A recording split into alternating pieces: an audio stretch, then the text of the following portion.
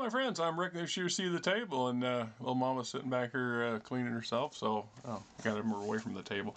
I went ahead and grabbed yet another box from my Kickstarter box down there, which is still full of stuff. I have not touched them since I opened them up and started pulling them out one by one. And so here we are. See, this is one I did here a month back or so, and we're going to look at the one Shilone aerospace fighter.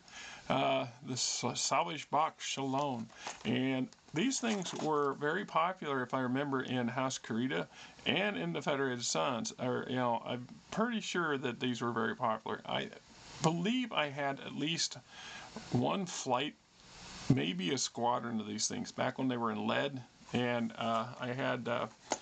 I don't know that if I still have one that survived or not. I love the design. I mean, I really do. And the machine itself was a pretty solid aerospace fighter as far as I'm concerned, right? Can I get in here without going crazy? Oh, great.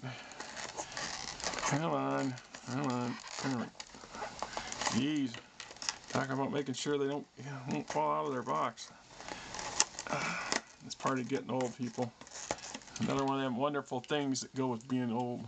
Just put the cap on that so it don't disappear. And remember which side I got it open. Come on. There we go. There we go. Putting up a fight. Didn't want out. Right. Oh yeah, that's nice. That's very nice. The lead one was much more fragile, and the wings were prone to break off. And if I remember right, the wings came separate, and you had to glue them on in the first place. So that made a bit of a challenge, of course. And the bases and pylons are far better, superior than what they were back in the day. I've got some videos somewhere. I don't have the box out here with the. I do probably have the box down there somewhere that showed a couple. One of the other fighters I had, Transit, I think, but don't quote me on that. This is a very nice, very nice. Look down here. Let's get down dirty with it, right? I don't see a lot of flash. I don't see any flash. Very good, very nice. That's well, there might be a hair in there where the process when they manufactured them. I don't know if what the difference in the process is today as to what some of these plastic toys were made, say 10 years ago, but it's pretty solid.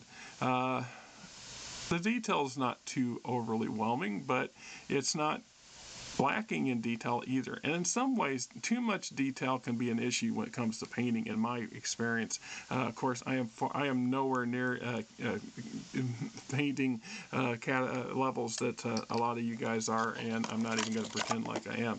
So we got our cards that come with it. One of them, somebody told me one of these is for an Alpha Strike card, and once again, they're nice if you're young. I'm old and my eyesight is getting dodgy at best, and it's hard to read anything on these damn cards, which is shameful. And I used to pride myself all the time back in the day when I had that my reading skill, or my, get that. Yeah, alright, yeah, I got my shirt not quite buttoned all the way either, so my apologies on that. If you're offended by a little bit of fat belly, well, not much I can do about it. Okay. Right. And so we have Tara Meyerberg, who single-handedly stopped the first portion of the Clan Invasion.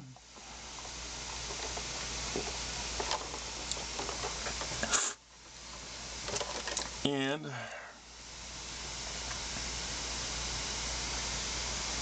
more information. So that's her front and back card, so that's completely devoted to her. So that's her pilot card, I suppose. And what is that up the front? Is that, I don't know what this, I know they must mean something to the game relation. Piloting, maybe piloting and attack, or maybe, I don't know. And then we have Golden Goose, Terra Mega. Okay, so this card's also, so the SL-17 Terra Mega, and this would be for the Alpha Strike. Right on. Alright, one of these days maybe I'll get a chance to learn how to play Alpha Strike. I mean, don't really have the ambition to sit here and play it, but I learned to play it solo. I could, gosh, I really could, but I just don't have the time or the inclination to do that right now.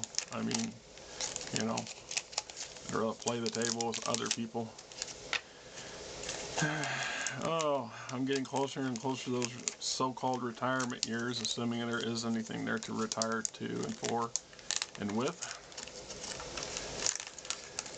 And maybe then I can just spend a couple days a week camped out in one of the local game stores and just wait and look pathetic until somebody comes along and says, hey, you want to play a game? Or, hey, do you want to sit down and join me at the table?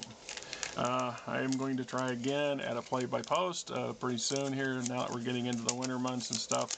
But we'll see. The platform the latest platform that I started to use didn't work out so hot. Anyway, this is very nice. I mean, it really is. I wouldn't mind having had a couple more of these. I always like having sets of 3.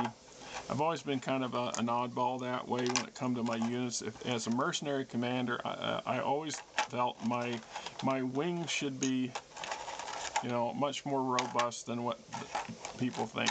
So one flight should be 3 fighters, not 2. You know, a lance should be then 2 flights, not, you know, and then so on and so forth, in my opinion. Anyway, there you go. BattleTech Salvage Box. Shalom. Shalom.